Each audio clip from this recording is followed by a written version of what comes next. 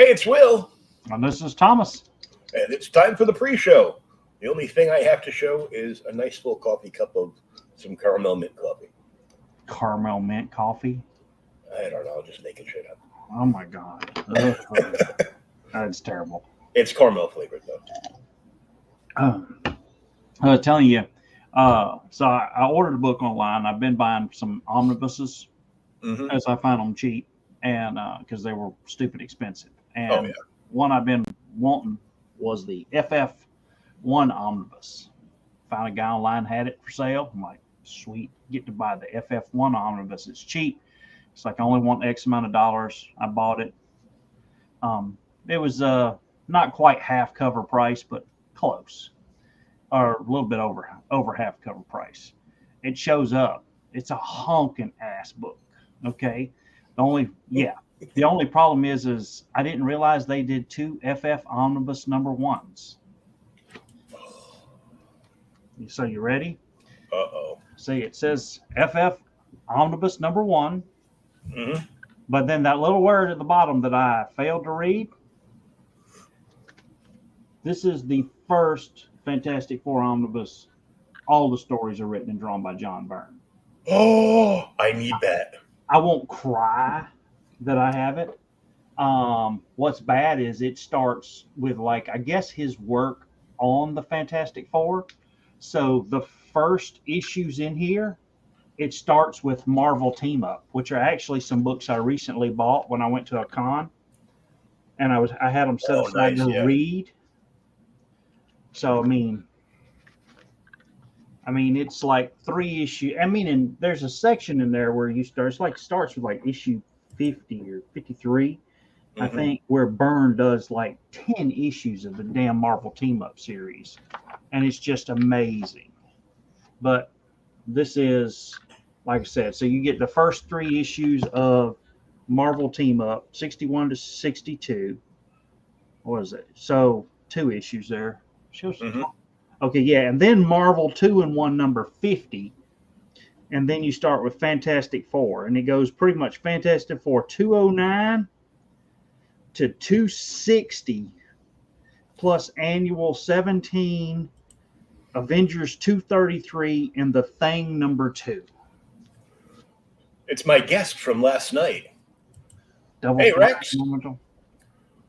So this book is freaking, hey man,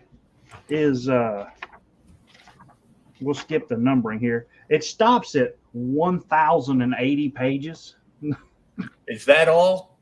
What the hell? Plus all this is like cover art and sketches. So I'm like, Jesus. I actually have like 95% or maybe more of all of this, but I was like, holy crap, there it is. This book retailed for $125. So You did not pay that, so. No. All right, the other thing I got now, we'll have to do some trading and swapping, is I bid on a lot of mixed grade books online. But they're all Dazzler. So, some of them are in just terrible shape. Some of them are pretty decent shape. So, I 20. I love the Stealth Freeze covers. They're amazing. Hey, man. Hey, Alan, how are you? But they're absolutely, some of the Stealth Freeze covers. I think you said you got some. Oh crap! Yeah. I got 2 of these. This is the third appearance of Rogue. Nice. 2 of those. 2 of that one. 37. I bought a really nice 20. Oh, I love that cover. Yeah, I'll send it to you. That it's a reader, definitely. Check this one out. Spider-Woman. Yep. Oh, that's a great cover, though. Oh yeah, a lot of these are really good covers. Yeah, I got that. There's your man. Don't forget, they even did the Dazzler Michael Jackson cover. Yeah, the Chiller. So yeah, this one's really nice. This one's in good shape. There are two of these in here too. Um, Dazzler rollerblading. Here's one with her in jail. Oh, this is a crappy copy, but it's a nice looking cover. Beware Assistant Editors Month. Oh yeah. So, I mean, it's a That looks like was, Dominic Fortune on the cover. oh crap! This is a nice copy. 29. Dazzler. The Guess album. she released an album. Now, did you know there is a Marvel? Oh crap, dude! It's a Marvel graphic novel. It's like number 12, and it's Oh called yeah, the Dazzler one. Dazzler Yeah. the movie. Yeah. But that wasn't the big thing I got this week. I saw this online. I didn't know it existed until a couple months ago, and I made a couple offers on some, and finally somebody was like, "Okay, cool." And it's still in the box and everything. Now I opened it. Well, I'm gonna open it and take it out, but I did not know that they did a Oh yeah. Dazzler gallery. Have you seen such? Not Dazzler. I've got a couple of those. I like them. I actually do. They fit that nice niche between, a regular, like Statue. a hardcore statue, and that premium action figure line, whatever you want to call it. There, I mean, they're much nicer than a regular action figure, but they're not. But they're not so expensive that you're gonna freaking go broke buying them. Yeah, they're only Now, like some of them, $20. they're more than that, but yeah, some of them are, and then some of them get stupid collectible. And the fact that they've designed them so that you can open the case, put them back in it, keep the boxes, which I do. I mean, I open them up. Ooh, booty shot. Yep. Dazzler, dang it. She just wanted to be a superstar, baby. Do the buttons do anything on the platform? No, they're just there for looks. Oh, okay. The little like stars or whatever, because she wanted to be a disco singer or whatever. I don't know why, but I thought it was a nice little figure. Yeah. I mean, I offered the guy, this is how it is on eBay. You offered him I don't say a low price, but a low price, and he's like, "Give me $1 more," and I'm like, "Okay, $1 more, it won't kill me." And he sent it on out. But yeah, that comes in a nice clamshell case. So you can... Barbies again. Yes, these are my Barbie dolls.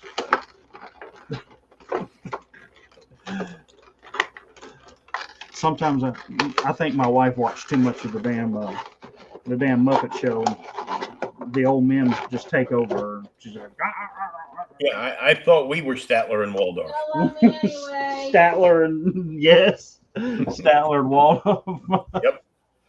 But yeah, that's really about all I got this week. I mean, not a whole lot. The Dazzlers I got to go through. I'll pick out them and I'll send you a link on whatever doubles I got. Okay. You did not let me know that this book was like 120 pages. Oh, I told you it was long. Yeah, but you didn't tell me how long. But it's a quick read. Oh, I read it all today. Yeah. When Devil Flyer was on last night, he was showing off some of his collectibles. He has Avengers 4, the first Captain America. I need that one. But he has the color palette for it. Oh, like so the actual the breakdown color chart. The color chart. Yeah. He's got the actual color chart for that book. Yeah. Oh, sweet. And I'm like, ooh, that's cool. Lots of original art, pages, and there's God, I saw it today. Not to push a modern Marvel book, but it was an ad not an ad. It was an article, comic book news, and apparently they're going to do. There's a new Blade series coming out, like 2 months. And I cannot remember the artist's name right now. She's a female artist. And I had the writer, and I can't even remember who that was. But they were talking about it coming out because we had to wait till next year to see the movie. But I went and looked up some of her artwork. And it was freaking really good. It was amazing. And then whatever whatever site it took me to, it's, you know, she had artwork for sale, and I was like, really? And I looked, and it wasn't crazy priced. I was like, damn, you know, I maybe actually want to buy a couple of these. Yeah. Here it is. Yeah. Blade is back in Marvel with the new series from Killmonger. Hits in July.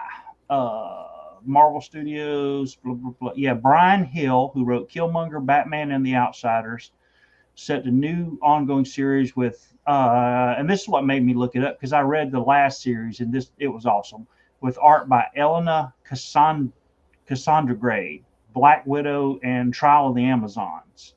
So I actually looked up her art because I read the Black Widow book and I was like, well, which one was it? Because I always I like the Black Widow too. So I looked it up and I'm like, damn, you know, this is pretty freaking cool.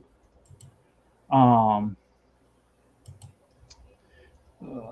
me bring it up and I'll show you right here.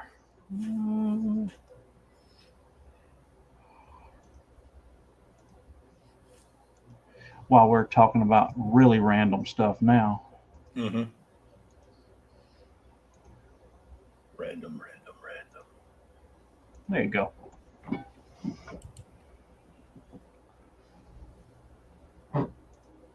Does it change or did it not change? But yeah, I mean, all of this and this is from that last Black Widow series that was so good. I mean, just really good. I mean, she had, I think this is where, I mean, she had original pieces for, you know, $100, $200. There were a handful of them. I mean, there's your Black Widow, or not Black Widow, Batgirl. Yeah, you knew what I was talking about. I'm just like, yeah. What happened? Catwoman. There you go. Oh yeah, dude. I mean, so, oh, there's the colored version.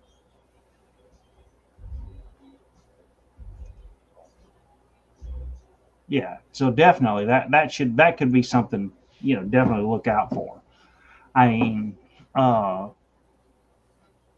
you know, hell, they hadn't had a good Blade comic in years, and with the movie coming out, hopefully it'll be good. But speaking of Catwoman, dude, she was the driving force of this book. Oh yeah. I was like, crap, dude. It's Black Widow, or not Black Widow, excuse me. Catwoman was the driving force of the Batman's 9 Lives. Now you actually have a hardcover, so it's long. It's like a Sunday strip. Yeah. Yeah. It's a soft cover, but is it? Okay. Yeah. Now let me ask you, because it is an Elseworld story for those who didn't catch last week. We're doing Batman 9 Lives. It's an Elseworlds production. Did you read the back, the actual afterwards in the book, or just read the comic itself? I read the comic and then I went through like the production notes and the bios on the two main guys. Okay, so did the book. Did you read the thing where he was talking about, you know, previous, you know, Noir comics he worked on and everything? Yeah, but I finished reading this thing like the day after. I finished reading this like last Friday. So. Oh, okay. Well, so like you're forgetting. All right, when we get there, we'll talk about it then. But all right, cool. There it is. Yep, Dean Mottler and Michael Clark. So I'm guessing it's actually turned long ways when you go to read it. It just the digital copy I found was flipped up like this.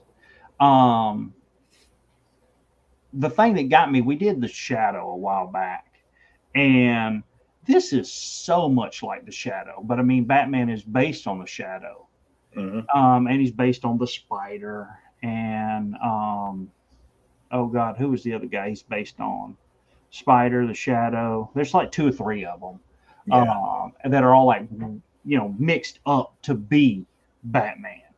Um, I do think Batman's probably the best of all 3 of them because he takes kind of the best parts from everybody and comes up with a different character.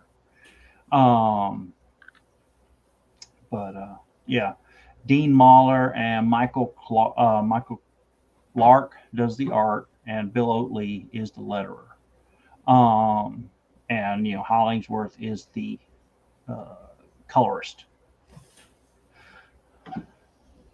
There are sections of this book where you can tell it's written, and in the afterwards, which you said you didn't read, he was really pushing. They were both looking for that kind of noir feel, which is Yeah. something I really like. I actually got a few regular books, not comic books, people. Regular books. Oh, I know. I read a lot. How Um, dare you? but so he talks about it in the afterwards.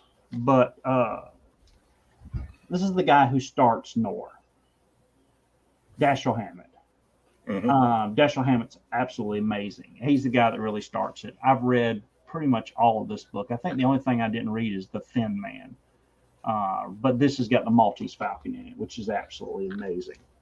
And then you get other guys like Ross McDonald, Archer, the Archer series. Oh You ever yeah. seen Harper with Paul Newman in it? Yeah. That's a great movie. It's based on the Archer series. And then, of course, I don't have any Raymond Chandler hardcovers with me, but you got Raymond Chandler, Philip Marlowe.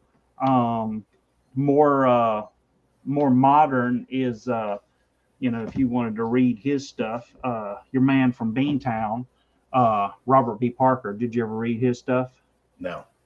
Oh God, dude, read Spencer for Hire. Spencer for Hire is amazing. And there's like 60 books, but after you've read 15 of them, you've read them all.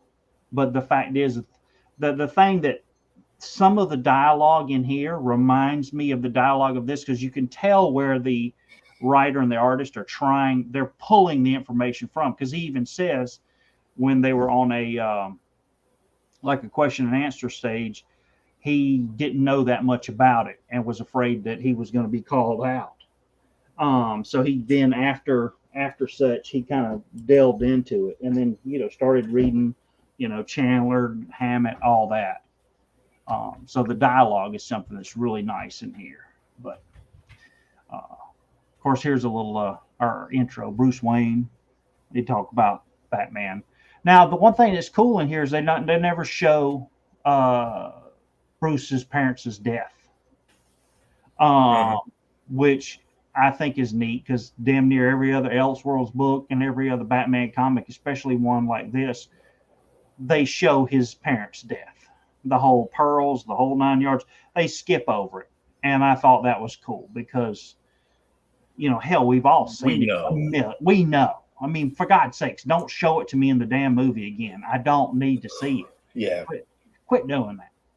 But what, yawning? Yeah, yawning. Oh, sorry. But it just picks up, and everybody's already. It's not even an origin story. Batman's already trained. He's working in the city. We don't know how long. I'm going to guess it hasn't been for very long, but he's there. And the other thing that's really cool is, as we read the book, the art is good enough that you can tell who people are without their names. Mm-hmm. The art is reminiscent of the actual characters in their disguises, or even without their disguises, without their disguises. Yeah, wildlife starts at the. Now, the thing that too is funny is because the book starts here. We is at the reservoir. So this is the Gotham City Reservoir, and we find out here, people have Batman is actually going into the reservoir, because there, alligators or a killer crocodile down there, and he's trying to think, maybe it's a giant, whole heap load of them. We don't know. Just flush down the toilet like the alligators in New York City that eat people. Same thing in Gotham here. I do love the art though. Art's Apparently, the really alligators in New York City aren't eating enough people. good. They aren't eating enough people. There's still 8 million people there. Yeah, why aren't they all gone? Hey. Damn it, COVID, you failed us. You failed this city. Okay. All right, damn it. All right, this is he's we get our narrator here, and at first we don't really know who our narrator is. Later on, we learn our narrator is Dick Grayson. Yeah. And this is not Dick Grayson Robin.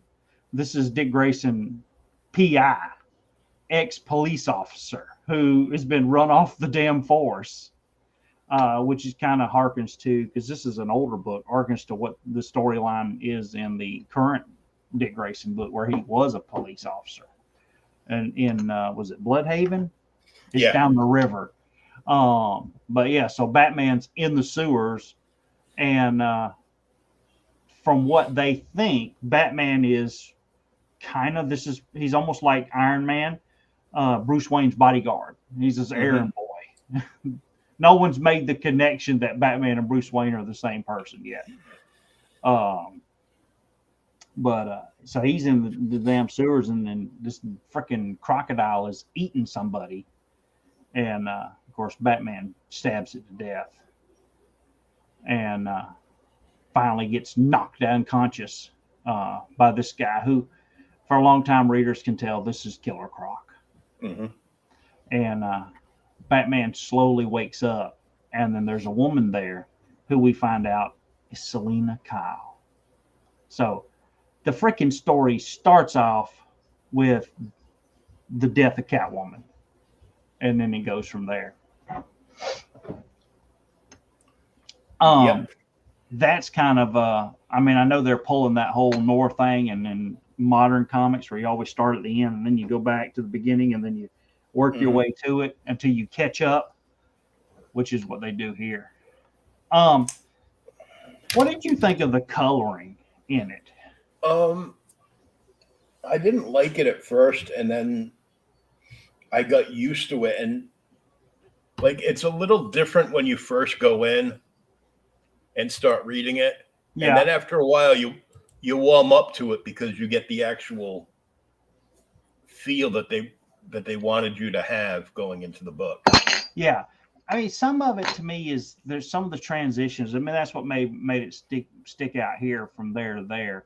I mean, this is almost, I won't say normal, but normal comic book coloring. And then you start to get this. And then later on in the book, when Batman and, not Batman, but Grayson and Barbara are trying to flee from the criminals, and they're going to Wayne Manor. And they cross the bridge. It's almost, the whole book is sepia toned. And it's like that tan.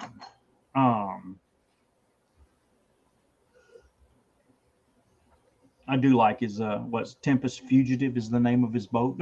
Yeah.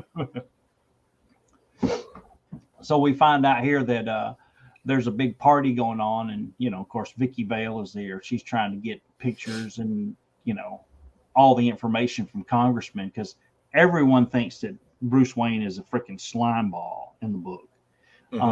Because he's made water contracts, kind of like in the movie Chinatown. And everybody else has just dropped out. They're no longer going to bid for the contract to supply water to the city. And he doesn't even want to talk off the record, because off the record is usually below the pictures on the society page. Of course, now we slowly start getting introduced to everybody here. So here's Bruce Wayne, who, after his fight with the alligator and getting hit over the head with Killer Croc, looks like he's being run through the dam. Yeah. Like a freaking train. Oh my God, your eyes are messing up again? Oh, yeah. Damn, dude. You try eye drops yet? Yep, they don't work for me. I got to get like prescription. I got to go to the eye doctor and get prescription ones. Oh, Lord. But I did. What did you think of Harvey Dent or Two-Face being his personal attorney? Yeah, that was, kind of a not so deep plot twist. Yeah. It was funny because he was doing like his coin trick, and like, no, you can't have that. Yeah. Yeah, you can't have the coin. Yeah, the heads you win, tails you lose. Hmm. Um, On a double-headed coin. yep, he's got the double-headed coin. Yep. Uh, yeah. So Harvey Dent is that. Now, I can't remember in the comics. You'd have to go back and refresh my memory. Are their friends in the comics originally, right? Yeah. And then he becomes okay. That's what I thought, because he's the DA. And I know that's the way it is in the the animated series. But so there's Bruce Wayne. He's there. He's throwing the big shindig, big party after he gets the contract for the water rights to the city. And Gordon shows up with, now here they don't mention it, but I think it's the same person. Is this Officer O'Malley? I thought it was Chief O'Hara. Oh, from, Chief like, O'Hara. Yeah, Chief O'Hara from the TV show. Yes. Yeah. Yeah. Okay.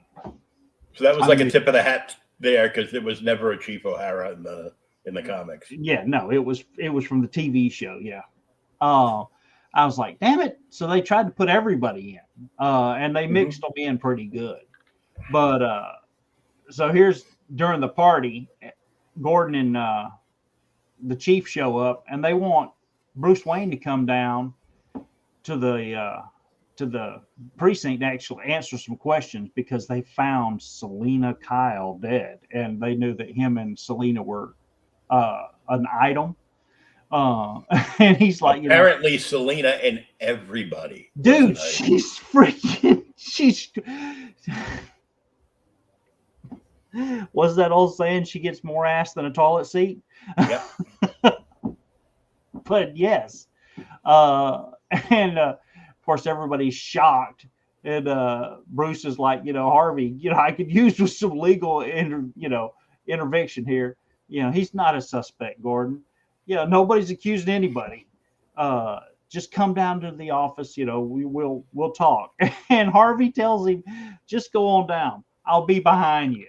So he lets his number one client get drug off by the police, have pictures snapped all over the damn boat. Everybody's there, and he's like, I'm going to follow along. And here's Babs. Yes, Babs. She's the freaking secretary. Dick Grayson is, he is the quintessential Nor private eye here. He doesn't have any damn money. He's got the secretary that's in love with him. He doesn't pay her. He freaking, I don't say he, takes her for granted, but he takes her for granted. He doesn't even have a car. He uses her damn car. He especially takes her car for granted. Yes. And in Noir, she was less of a secretary. She was his girl Friday. Yeah. In Noir. See, I've heard a thing or two. But the thing that's funny is he shows up. Now, the other thing is he got thrown off or quit the police force, got thrown off, whichever way. And Gordon is pissed off at him because his daughter works for him. Mm-hmm. And you're not even taking care of her. Nope. But yeah, they head out, and she, I've got, let me borrow your car. Got to head, all out. Some of the dialogue is a little funny here, where she was this, I was camped out at the Arms watching Gabrielle, so she got the old boy's dice in a vice like you thought. And yeah, nice mouth. You don't kiss your papa with that mouth, do you? Speaking of whom, he wants to see you. So she's like, oh my God, it can't be good. My coop's outside. And as soon as she says that, that middle top panel, you can see him. He's already breaking out in sweats. Exactly. It looks like hell. Yeah, my coop's right outside. I'll take it. Just give me the keys, Bright Eyes. Uh, and then yeah, fact that Babs is the commissioner's daughter doesn't make my life easier. Jordan doesn't care for me much, and when I was on the force, and my discharge didn't exactly endear me to him, so he got fired. Yeah. So, Oh by chance, what movie is playing at the marquee? yeah, Zorro. They've had it playing for 30 years, Yep. or we will say mid 20s. Yeah. Uh, yeah.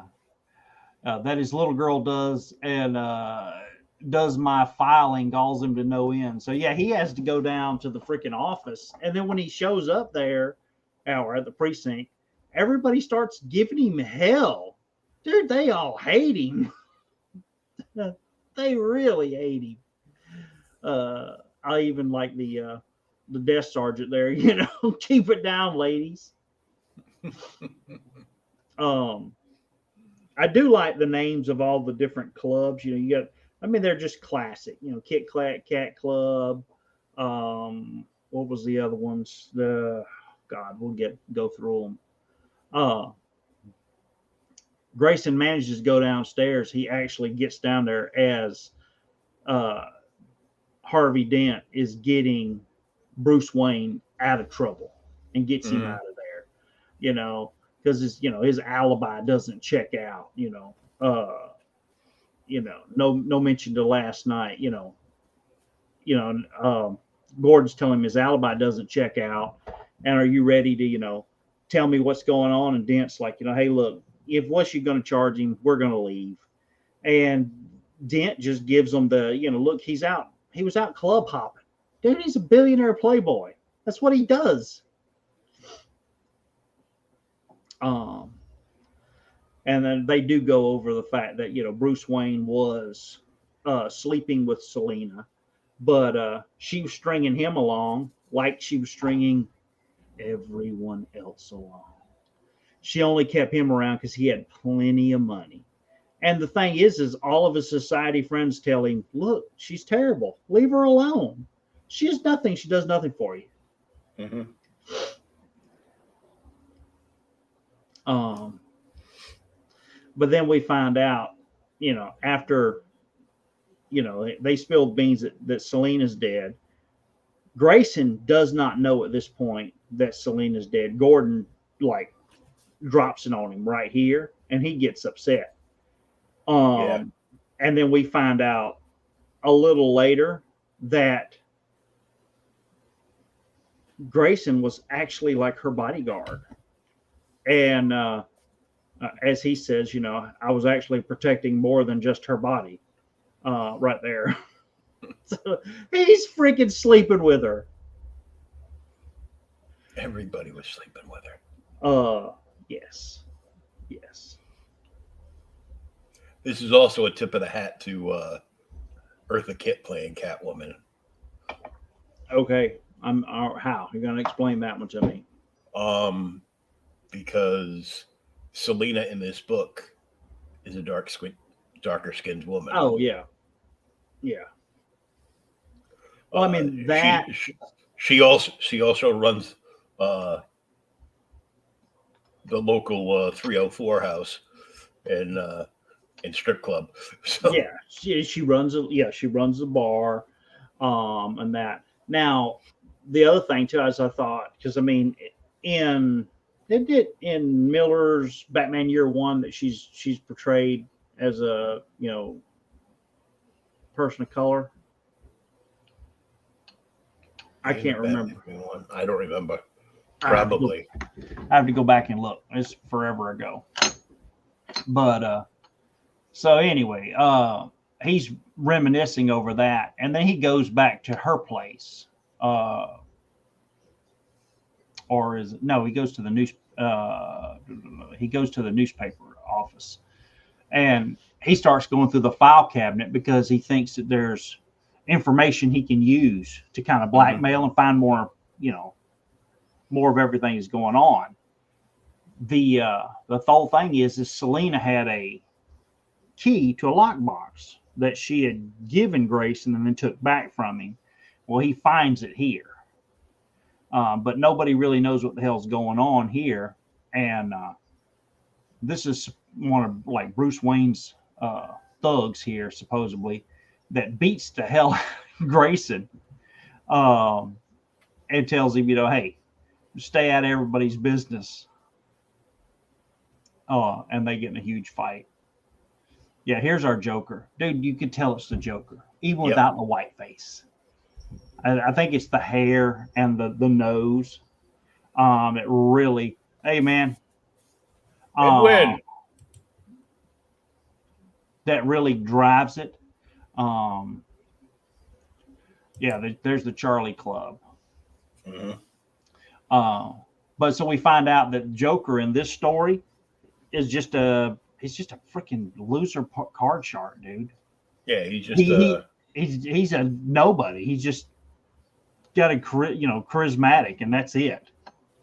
He is as Jack Palance described him in Batman '89. A number one nut boy. Damn it. 2-bit hood. That's all he is. Yes. Yep. And he's not even very good because he's out here deal me in, and he has no damn money. I do like Mr. Freeze when he shows up, because he shows up with Penguin to get his damn money.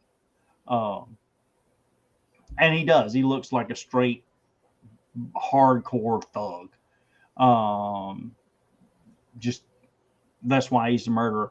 You remember Scarface? Why haven't they used him in a movie yet?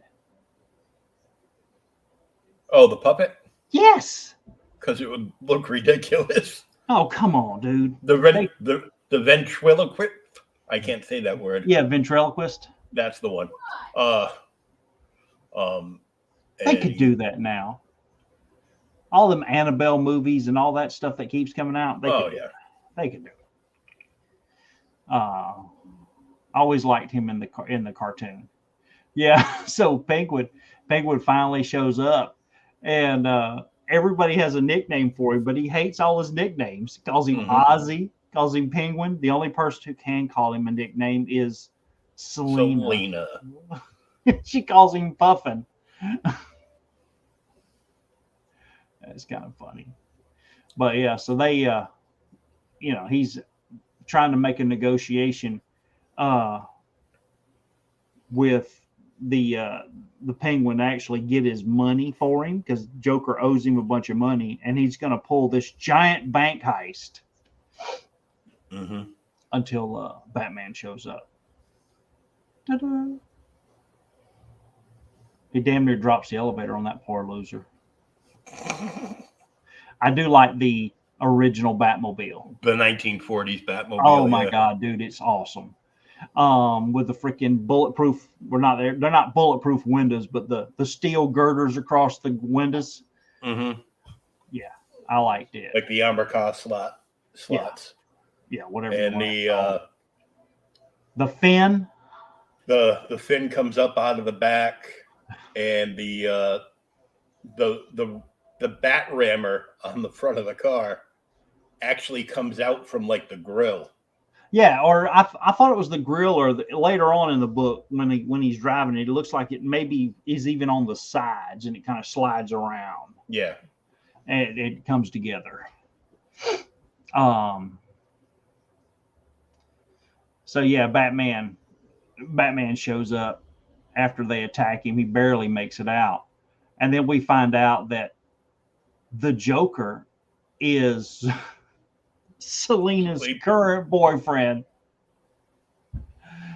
Sleeping with Miss Kitty Cat there. Yes. Miss Kitka. So yeah, he's sleeping with her. That's her current boyfriend.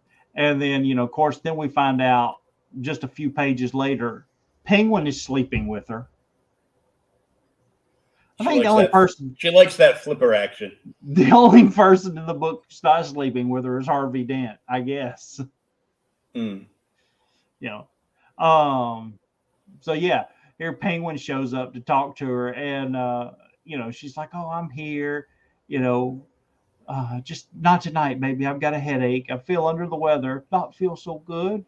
Maybe tomorrow. And she kisses him, sends him off. What's bad about this is then we discover this is the Riddler, Mhm. Edward G. Nigma, who's going to her house with like chocolates and roses when Bruce Wayne shows up and then goes up and just meets her on the freaking doorsteps and starts making out. So he's like, oh, damn it. He just throws the crap away, just goes on to the house. And he works at the local bank that Joker's trying to hit too. Oh my God. He works at the bank, and we find out that the only reason, well, the reason he's sleeping with Selena is because she makes him feel important. But the only reason she's keeping him around is because she's got him embezzling money from the freaking bank. Mm-hmm. And he's embezzled so much at this point he's about to get caught. And she's got all the information on him, and she's like, okay, either you do one last more embezzlement for me, or I'm going to turn all the information over and you get to go to jail. And of course, his wife hates him. She's like, damn, Taming of the Shrew. yeah, Fenton Mudd's wife from freaking Star Trek. Hardcore Fenton Mudd. Exactly. He's like, oh my God. This was a cool scene as we, going through this one, I guess kind of fast because it is such a long book. After a couple days, Grayson shows back up at his office and he's like, he's had hell beat out of him. He feels like crap. He shows up and he says, he's thinking about, Cobblepot and Wayne and everybody involved in it. And then he says, the only thing that gets me is, Babs, why does she put up with me? And she, she's great. Barbara was gone. He says, I remind to give her a paycheck, before I remind myself to give her part of a paycheck before I borrowed her car again. One thing about Babs, she was a stickler for privacy. Before she left for the night, she always put away the paperwork. She locked the windows and she pulled the blinds, something a slob like me wouldn't be doing dead. And so he realizes because the windows are up, the place has been ransacked. She didn't leave it that way. Somebody's there. And he pours a damn drink and he actually asks for a drink. Hey, care for a drink? It's damn Batman. It just starts to beat the hell out of him. I'm on duty. And I love that first panel with him leaping through the air at Grayson. Yeah. It reminds me a little bit of how Steve Rude draws Batman, paints Batman. Oh, yeah. Yeah. I mean, and that's because, Rude's in this style all the time. Classic, It's his classic style. He's just, hell, I sent you that one Rude picture today I saw online. I'm like, my God. Yes. He's taking commissions again, but a full page commission is like $1,000. Yeah. If I had $1,000 to throw away, okay. If you have $1,000 to throw away, throw it to you. I could sure use it. Damn it. So,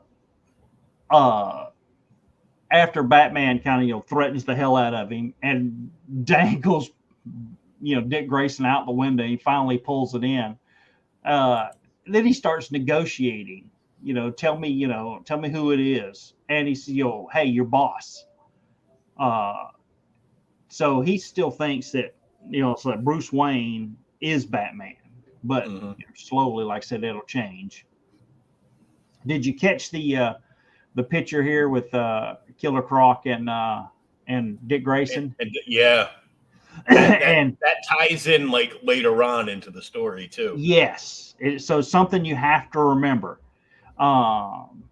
They keep talking, about all the people that she's actually sleeping with and how many people, have a motive to actually kill her. And Batman finally says something to him, and of course, when he does, Dick pulls a gun on him, but he's gone already. He's left his ass. And we come back to the Penguin. Yeah, the Kit Kat Club and the Penguin who just throws damn Joker's ass out onto the road. Yeah, with a nice shiner. Yeah, as he's beat the hell out of him. It's one thing about this book. By the end, everybody's got a black eye. They do. Of course, when we get in here at the Kit Kat Club, we discover that Nigma's actually already here, and he is going through her paperwork because he's trying to get all the blackmail information that she has been compiling on everyone. Mm-hmm. And then this is the story we were talking about earlier, where Nigma's the chief accountant at the Gotham First Municipal Bank. There's his horrible wife, yeah, married to a shrew of a woman. And he wasn't so much sleeping with Selina as basically in love with her feet. She let him paint her toenails and massage her soles, and she would throw a kind word or two in his direction. So, of course, Nigma was in love with Catwoman, too. Yes. Of course, the Joker's like, hey, I'm here, to see who killed her. He says, you probably killed her. Nope. And now they get into the big, this is where the bank heist part comes in, where they're actually, hey, it's foolproof.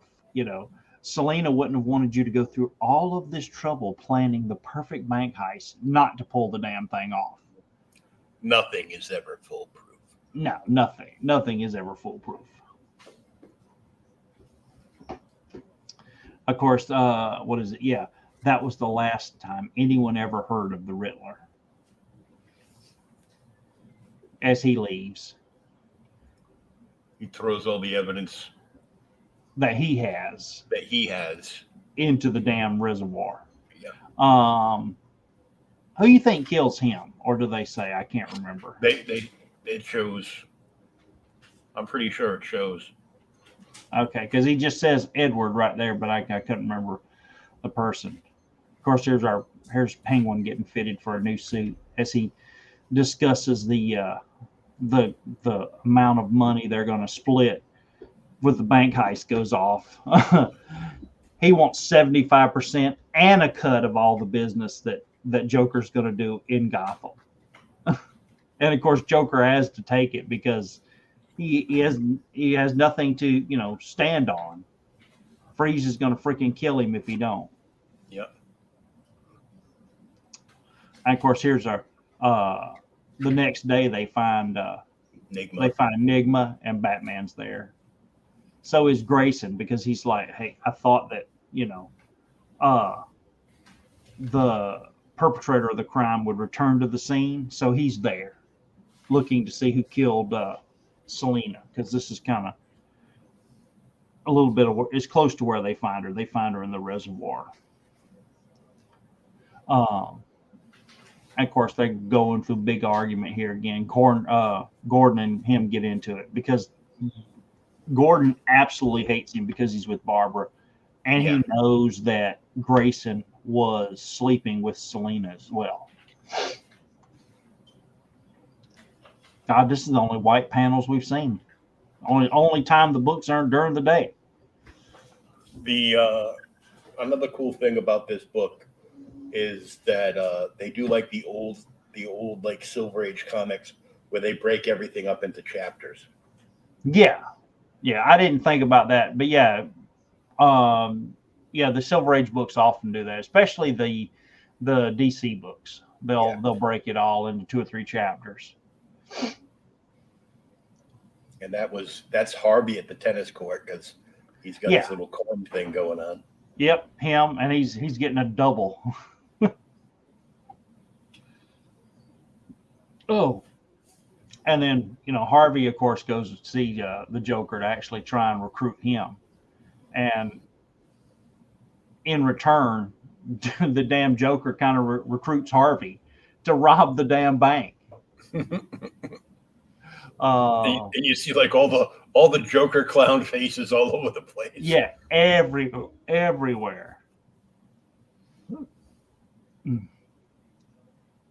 There he goes flipping his coin. Yeah, here it is. Yeah.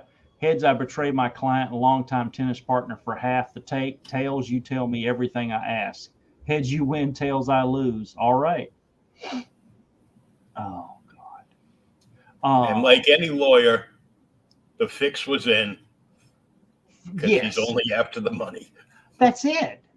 That's why they call him, we find out later, but yeah, that's why they call him Two-Face in the book. Mm-hmm. He's a freaking crook. And then we discover even more here when Grayson manages to break into Harvey Dent's office and goes through his private safe to discover that Harvey Dent actually knows that Bruce Wayne and Batman are the same person. Yep. Which leads to Grayson and Babs going to Wayne Manor. Yes. Yeah, right here. Welcome to the High Life. Yep. Yeah, this is the sepia tone section I was talking about. Yeah. It's kind of earlier in it. It's where they're driving that really took made me notice it. Yeah, there's our picture with Selena and Dick Grayson. Yeah, of course. Selena's Dick. Oh God, Grayson. So he says we're going to take a trip and go out to the estates. What do you mean we're? It's my car and I'm driving for a change. Yeah, this is the seat that part. So while they're all heading out, we find out that she's trying to be a freaking crime reporter is what she wants to do. Yeah, she wants to get hired by Vicky Vale to be her photographer. Yes, to be the damn crime reporter. And nobody wants to give her a chance because of that. And Grayson's telling her, hey, you can't do that out. You can't do that. Your dad doesn't want you to do it. We find, of course, he doesn't want her to do it because it's dangerous. Which is exactly why she wants to do it. Because it's damn dangerous. It's exciting. And because she would really like to get paid once in a while. Yes, that too. Maybe it's the Penguins. Play it cool. I do like they head into. Now I'd have to hunt it back, but I have seen the inside or whatever.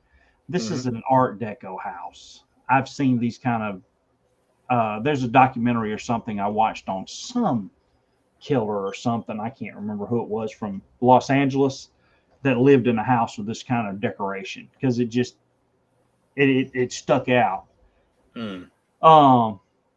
What do you think about the damn bridge that retracts, the moat bridge?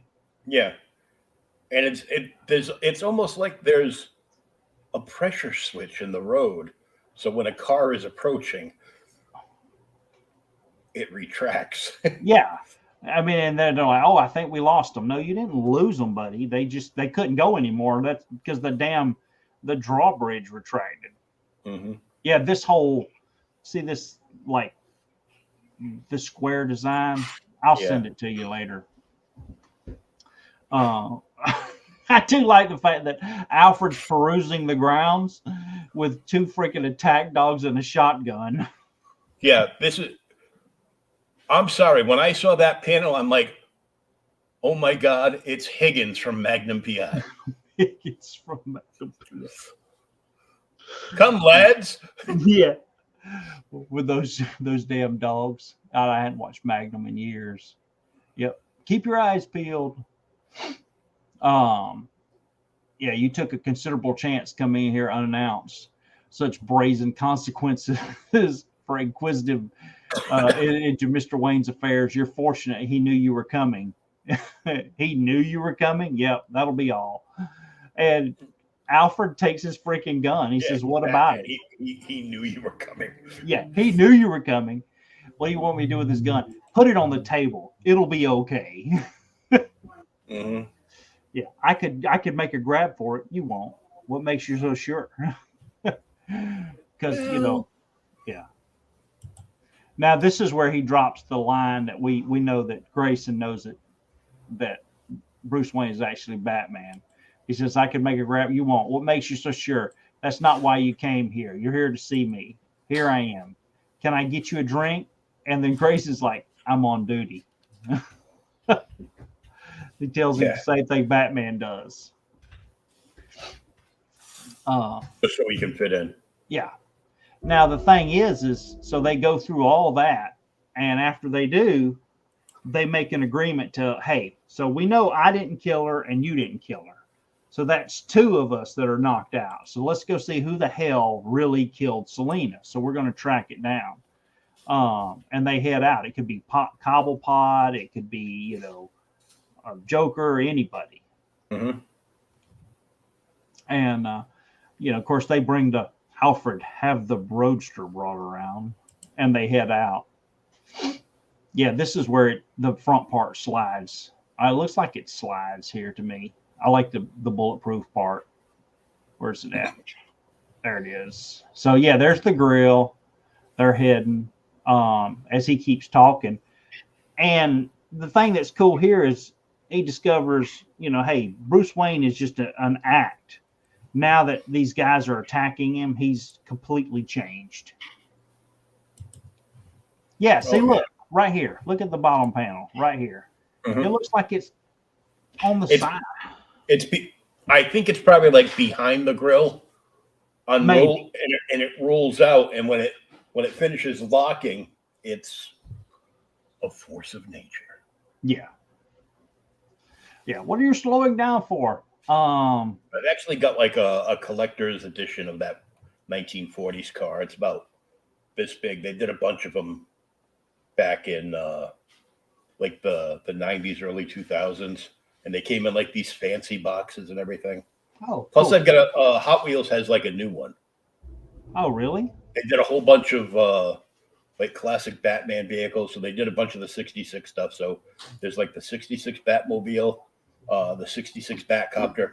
I was sad that nobody will still make the Batboat, but hey, what are you gonna do? You can't have everything. There was the animated series Batmobile. This 1940s one, and the Super Friends version.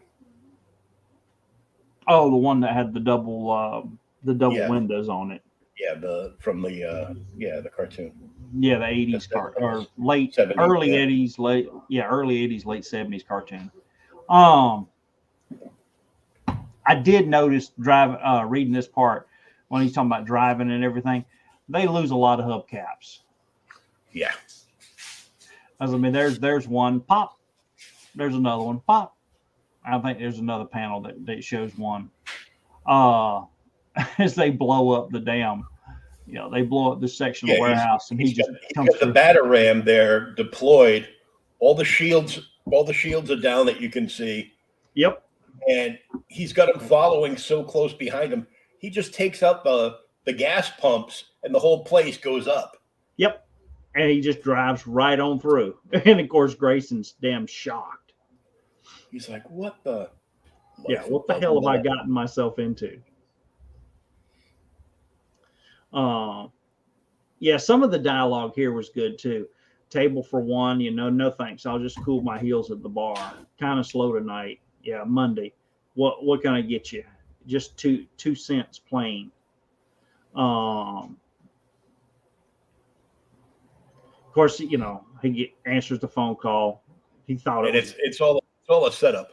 Yeah, it's a setup. Grayson only drinks and CD dives. Kind of like me. Damn it.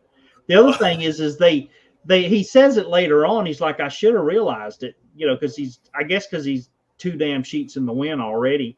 That Barbara didn't know he was there. And not just that, she wouldn't guess in a million years he was in this swanky, bougie ass hotel bar. Yes, and that's who they say calls him when he gets the hell knocked out of him. Yeah, and I think he makes a comment that it cost him for one drink here. He could have drank the entire night at one of the dives he goes to.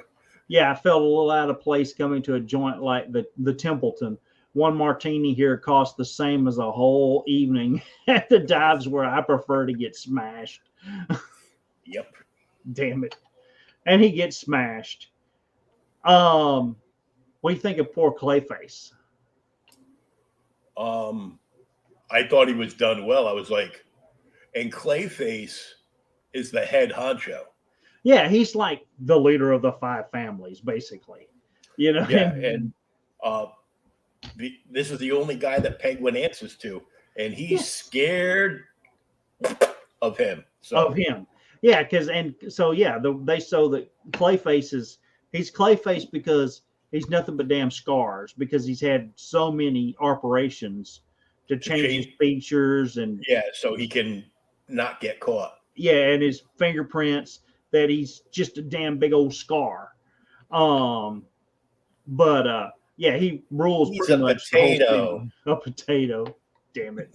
Of course, they beat the hell out of Grayson, trying to find out what he really knows about Penguin and everything else. And Grayson keeps going on. He knows that Selena had the lockbox key. He keeps telling her, but he doesn't have it. And finally, Clayface is like, well, if you don't have it, I guess you're no good to me. So they dump all this damn gas on the top of the building and light it on fire. With him tied to the trellis up there. Yes. And it's kind of funny. Apparently, in this storyline, Dick Grayson creates the bat signal. Yes. He creates the bat signal, and he finally decides he'd talk when he realized he was about to be burnt to death. Yeah. I did. The art is so good and so sequential that, you don't need it to, you don't need the words, the extraneous words to, tell you what's going on. Yeah, here's where he creates the bat signal. With a freaking brush and I don't know what the hell else. I guess soot or something. But we just dirt with like a chimney brush or something. And this shows where they're trying to keep the book grounded, even though it's a superhero book. Because in most comic books, Batman would just swing by, pick him up, and that would be it. Here, he actually shows up, and he's got like an extra pair of gloves in his hand, and he gives him the gloves, and he puts them on, and then they rappel down the side of the building together. Yeah. Of course, when they get to the damn bottom of the floor, or the ground, Penguin's there already looking for him, and they duck into the damn sewers. And this is where we finally start to find out about the crocodiles, and we find out that Killer Croc's down here. There it is, to my pal, Dick Grayson. Now, did you catch who else they talk about in the book who doesn't make an appearance? I know that he reminisces about their days in the carnival. Yeah. And about his parents being murdered in that really bad accident that was an oblivious setup. Yes. And, Yeah, so he talks about that, and then he says, years later, when my folks' successor, that zombie airless from Beantown, took a bullet. Boston Brand, Yeah, took a bullet during his afternoon matinee. The circus closed for good. Yep. Yeah, they wanted the circus to close, so when the Flying Graysons disappeared, they killed Dead Man. They brought in Dead Man, who got dead. Yeah, he got dead too. He got deaded. Damn it. That's why he leaves the circus. Of course, he's like, did you find anything? That's where they finally find the key to the lockbox and the map. With a little kitty cat on it, yeah. Yep, the map to the damn bank. Damn. This is our story where Babs tells her dad, hey, look, I want to do something else. Crime beat photographer forgot. Yeah. The streets are dangerous enough. See you tonight, dear. Tonight, Of course, she heads off because, look at that mysterious look there. She's going to get in damn trouble. Dung, dung, dung. Yep. Afterlife, section 9. So now we got the Joker. This chapter reminded me a lot of Den of Earth and Heavy Metal, the movie. Really? What's going to happen? You die, the girl dies, everybody dies. Damn it. So yeah, they're digging through the damn underground section with some freaking, I guess it's a tunnel boring machine to get to the bank. And when they finally get there, they cut a hole in the bank. Of course, Batman and with a acetylene torch. Yeah, with a acetylene torch, know what the hell's going on, so they show up. And when they show up, damn Two-Face decides he's just going to take all the money. Pulls a gun on the Joker, and then, of course, he doesn't know. Damn Mr. Freeze and Penguin are going to double cross their ass too, so they all show up. Yes, this was very reminiscent of the Dark Knight Nolan movie. Where Joker has everybody assassinate everybody else. That way he can collect what's over. Face blue smiling. And of course, what's cool is as they're trying to kill each other, Batman's just like, "Hey, just wait. We'll get it there." And the police even finally freaking show up. They thought it was a Krispy Kreme opening. Damn it! So when they show up, Krispy Kreme donuts. So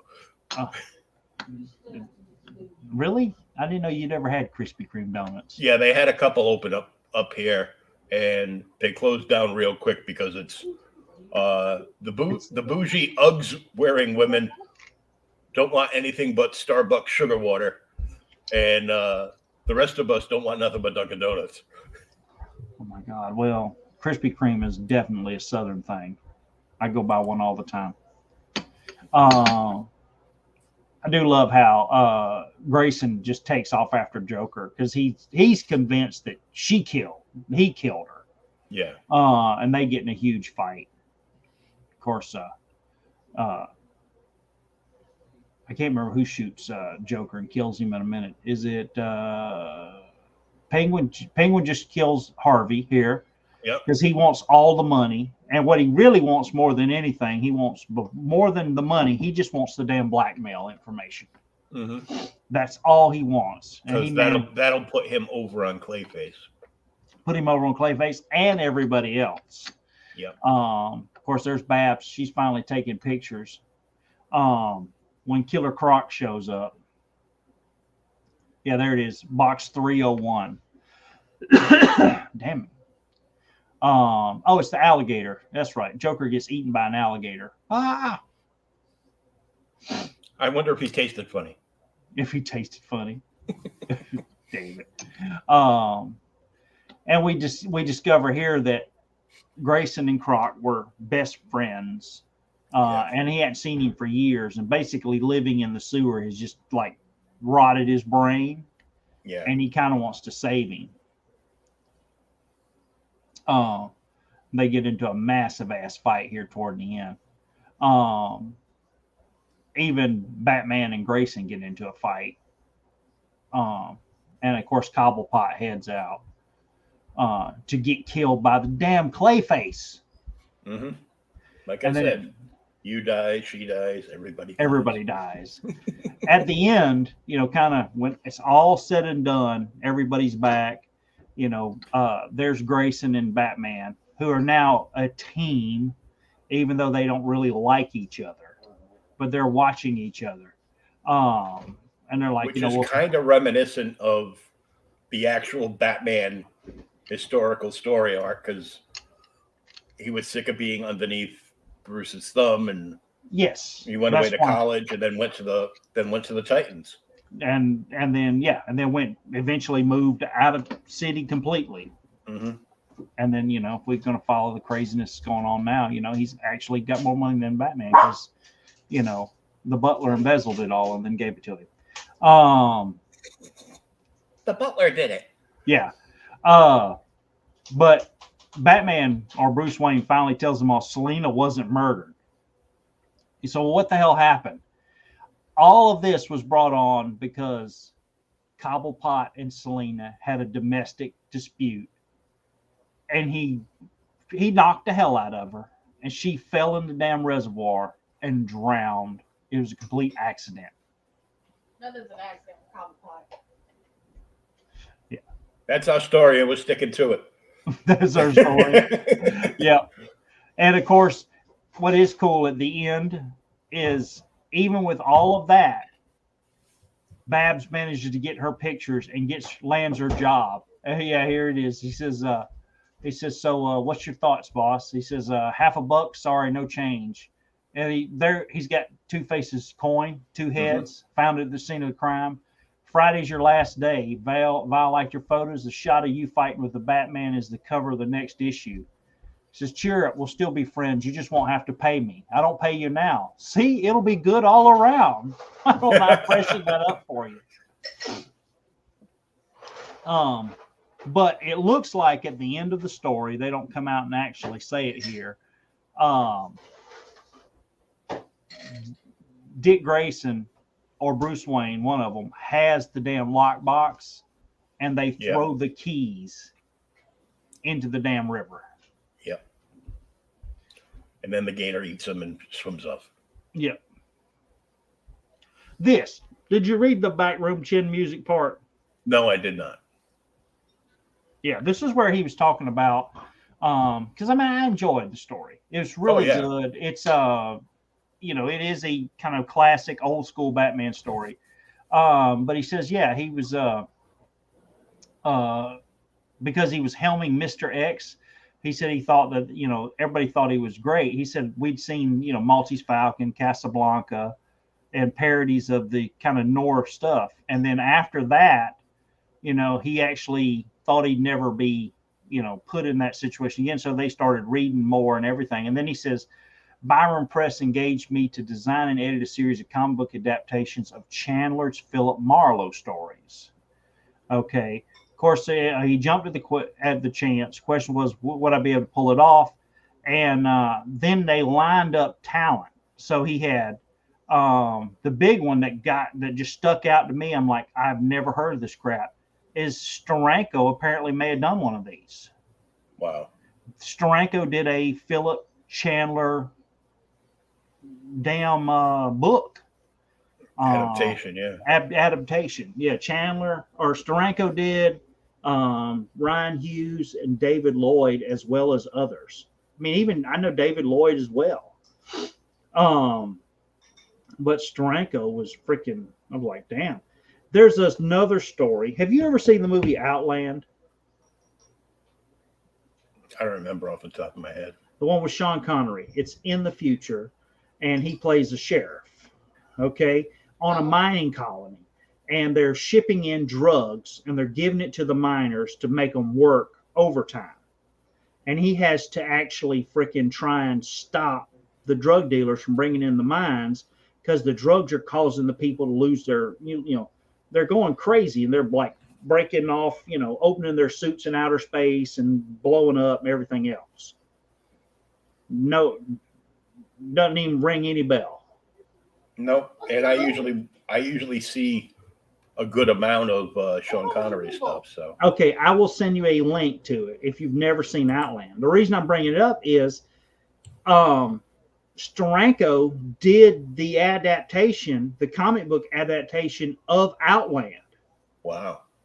I'm like, yes. And, I think he did one of Blade Runner as well.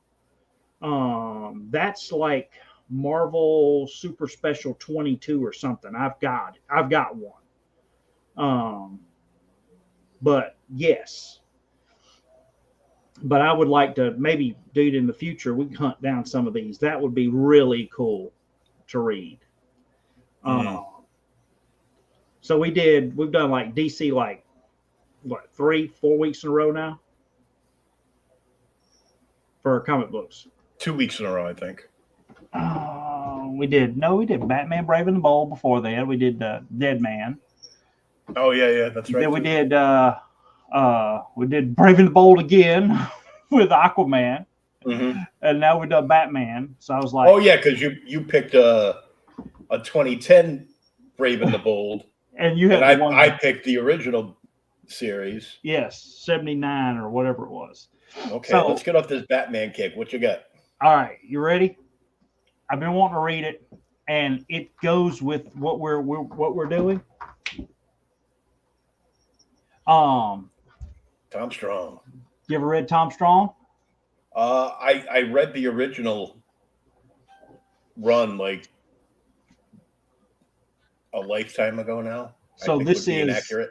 So this is the first chapter in the Tom Strong book. How it all got started. Tom Strong by Alan Moore, Chris Powell, and Al Gordon. And I'm always up to read another Alan Moore story. So my God, yes. But I've been wanting to read those. I mean, heck, it was either that or this is a NSF for work probably, but Spirit, yes. Oh my God, dude. But yeah, we'll read Tom Strong because I've been wanting to. That's why I've got it sitting over here to read.